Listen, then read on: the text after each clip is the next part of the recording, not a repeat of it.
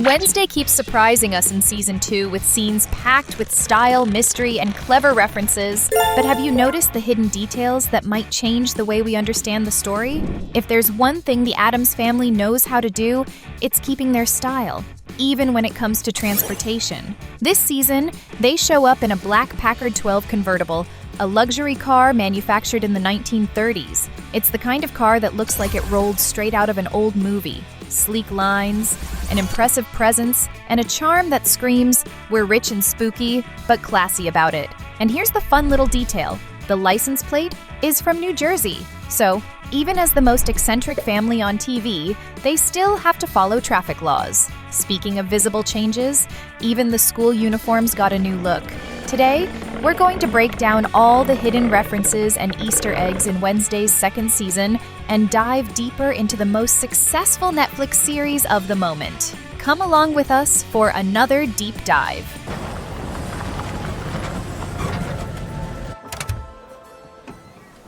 Remember in the first season when all the school uniforms were blue and black, except for Wednesday's, which had that signature black and gray twist? Well, in the new season, all the uniforms have switched to purple and black. And it's not just a fashion choice. The change comes alongside the arrival of the new principal, Barry Dort, a mysterious character who seems to know more than he lets on. At a school where every detail could be a clue, this change in colors might be purely aesthetic. Or it could be hiding a visual code that only a few students understand. But it wasn't just in fashion where the production pulled a master move.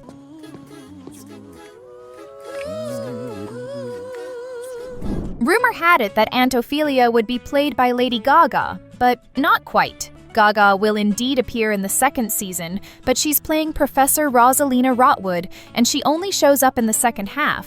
If you were expecting a show-stopping appearance at the school dance, you might be a bit disappointed, as her role seems to be shorter than fans hoped. Which leaves one big mystery. Who's going to play the much-talked-about Aunt Oilia? Wednesday's second season is basically a playground for fans of classic movie references. One of the most striking is a nod to Alfred Hitchcock's The Birds. In the original film, a quiet town is suddenly overrun by violent and inexplicable bird attacks, turning a sunny day into a nightmare. In the series, that inspiration fuels a tragic moment. Tyler's father and a friend end up killed during a bird attack. The scene is intense, dark, and unmistakably a direct salute to the master of suspense. If pigeons in the park already made you uneasy, after this, you might just cross the street if you see a sparrow. And of course, the producers didn't stop there. To crank up the dark and mysterious tone, the production team chose to film in a breathtakingly cold, Gothic-style location, Ireland. The country offers ancient castles, mist-covered forests, and that eerie feeling that something scary could pop out from behind you at any moment. It's the perfect setting for the story, since the chilly, heavy atmosphere matches the series' mood flawlessly. Wednesday couldn't have asked for a better vacation spot. And since we're talking about atmosphere, there's another author who helped shape this season's vibe. One of the most intriguing details this season is its inspiration from The Mask of the Red Death by Edgar Allan Poe, the undisputed master of Gothic horror. The book depicts a lavish party where no one can escape a dark fate, the exact kind of reference that suits Wednesday perfectly. Elements from Poe's story appear subtly in the series. The suffocating atmosphere, the symbolism of the colors, and that looming sense that no matter how far you run, something inevitable is waiting for you.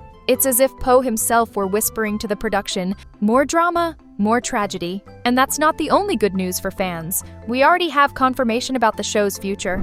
Wednesday's first season was nothing short of a phenomenon. It broke into the list of the most watched series in the world and cemented Jenna Ortega as the Wednesday for an entire new generation. And here's the big news. The third season is officially confirmed. For now, we don't know what twists are coming, but if the formula holds, the season will probably end with one of those cliffhangers that keep everyone up at night, just like the mystery of Wednesday's stalker, which was only later revealed to be Agnes. In other words, get ready for more sleepless nights spent theorizing what's next. And since we're talking about tradition, one of the school's biggest influences can be found in the pages of Shakespeare. Before we continue uncovering Season 2's hidden gems, drop a comment below saying, Dark. If you thought Nevermore Academy only had that dark, gothic charm, think again. Its student houses are full of Shakespeare references. Names like Ophelia Hall, Caliban, and other residences nod to characters and settings from Hamlet, The Tempest, and A Midsummer Night's Dream. It's as if every brick in the school carries a literary quote. Of course, with Wednesday's signature twist, these tributes come with a much more macabre flavor. After all, what fits the show better than blending Shakespeare with gothic vibes in the same setting? And speaking of dark aesthetics, Morticia got a set worthy of a gothic horror film. The production went all out with the set where Morticia is staying. The Chalet is practically a living catalog of Gothic architecture and decor. Intricately carved fireplaces, stained glass with climbing roses, furniture decorated with snails and slugs, and exotic pieces like a stuffed bear. The place feels like it belongs to another era, like a living treasure of dark aesthetics. It's the kind of place you step into and immediately feel like you're being watched, probably by a portrait whose eyes follow you around. But not every character got to come back and enjoy this decor. Not everyone returned for the second season. Xavier, a key character in the plot, was written out due to a real-life scandal involving the actor, which ended up impacting his career. In the storyline, his absence is explained as the result of the murder accusations that surrounded him in the first season. This sends his father, who just so happens to have been the school's main donor, into a panic and leads to Xavier being transferred to Switzerland. To make matters worse, his father also pulls the school's funding, leaving Nevermore in a financial crisis. That's why the new principal is so desperate to get Morticia to convince her own mother to help with donations. And while some leave, others arrive to shake up the story even more. The Shakespeare references aren't just in the architecture. A character with a Shakespeare-inspired last name is set to play a major role this season. And more importantly, Ophelia finally arrives to stir up the plot. Producers have already hinted that she might bring explosive revelations, and there's even speculation that she could turn out to be the main villain. With her name scattered all over Nevermore and a cloud of mystery surrounding her, it's best to stay alert.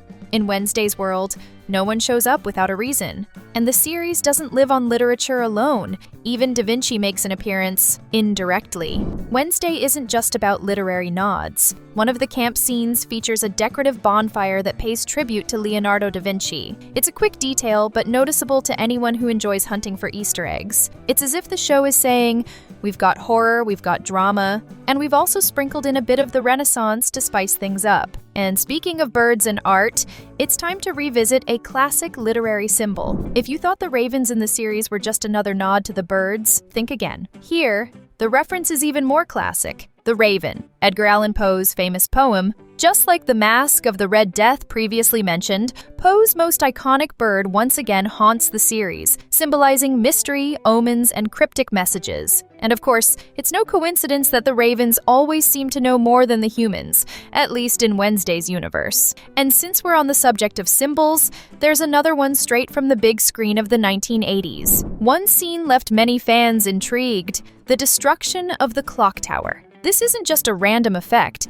it's a direct reference to the classic Back to the Future, where the tower is struck by lightning. In the series, the moment is adapted with Wednesday's signature dark twist, but keeps the symbolism of time being shattered and unpredictable events looming. It's almost as if Marty McFly himself could show up in a DeLorean, except he probably wouldn't last long at this school. And if there's a dance involved, you can bet the references won't stop there. In the second half of the season, we'll get a ball that promises to be one of the highlights of the story. And it's not just any ball, it's a clear homage to the Phantom of the Opera, a classic of culture and musical theater. Masks, mystery, and an air of romantic tension fit the series' aesthetic perfectly. Expect elegant choreography, enigmatic glances, and probably some strange incident involving the shadows of the ballroom, but even a statue can hide a cinematic tribute. Agnes will have an iconic moment. She appears as Wednesday's stalker, but this is actually a nod to The Invisible Man by H.G. Wells. The reference is subtle, but clear to anyone familiar with the story, and it gives that fun feeling of hunting for Easter eggs. In Wednesday's universe, nothing happens by chance. Even a seemingly static moment can hide a cinematic tribute. And speaking of tributes, get ready for one of the most iconic Addams Family scenes ever. If you think this season lives only on outside references, think again. The stronger presence of the Addams Family also brings moments of pure nostalgia. One of the most anticipated is Gomez and Morticia's iconic tango. This scene, already seen in both the older series and the films, is practically the couple's trademark.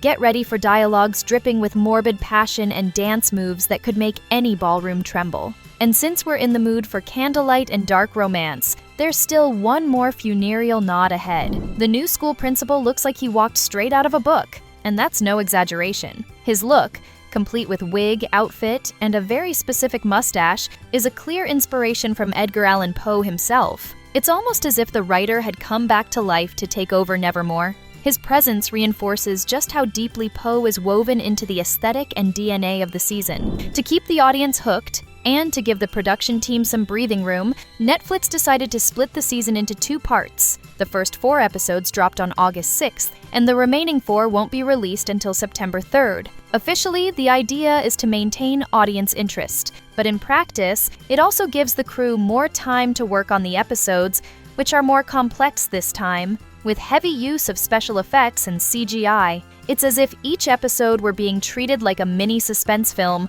polished down to the very last detail.